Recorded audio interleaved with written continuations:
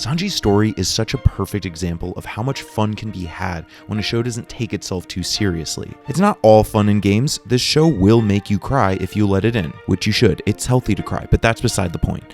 It's impressive to see a writer put so many fun details into a world while still finding a way to subvert expectations in ways that all you can really do is laugh at. Let me show you what I mean. Wow, those are some dark eyes you have there. Oh, never mind, that's his nose. It probably helps him in the kitchen, so why not become a cook's apprentice? I love that in the One Piece verse, a feature on a restaurant focused so much not only on the owner and the head chef, but his young sous chef, pictured here smoking in the kitchen.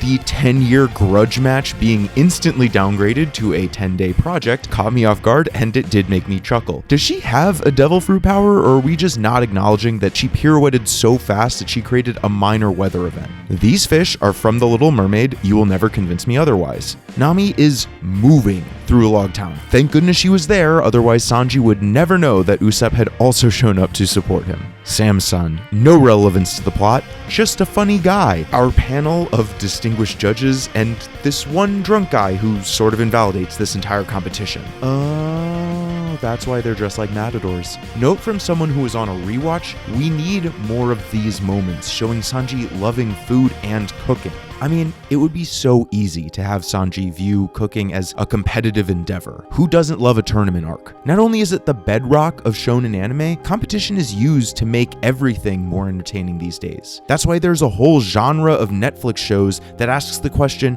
what if that hobby had a winner and a loser? But Oda doesn't follow that temptation, and in doing so, he makes a far more interesting character. Granted, a character that needs to do a little work, or a lot of work, on the way he shamelessly puts women on a pedestal, but unique nevertheless. If one were to pick a cook that would be distracted by the flashy cooking style of an attractive woman, Sanji would probably be high up on everyone's list. Instead, he's only focused on the task at hand. After all, he has said multiple times that he isn't interested in the competition. He doesn't need to know that he is the best cook in the East Blue. Seeing this elephant bluefin tuna reminded Sanji of what his true ambition is. He doesn't care about becoming the best cook.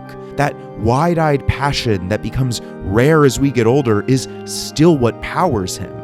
He isn't cooking to beat someone, he's cooking because he loves it. Carmen's tricks don't work against him because his dream has always been focused on growing as a cook. And once the competition is over, Carmen interrupts the announcement of the winner to concede. Then it's revealed that there was some foreshadowing slipped into that ridiculous whimsy of the One Piece world. Turns out, Carmen was looking forward to this day for 10 years. After being inspired by a young Sanji, she trained and worked on her skill. Although she does use some trickery, she clearly became a skilled chef while chasing after Sanji. After finally going against him, she realizes why she can't beat him. His dream hasn't changed. He hasn't been chasing anyone, just a love for cooking. Before heading off to the Grand Line, Sanji is reminded of what he is searching for. Not prestige, but opportunity, the All Blue.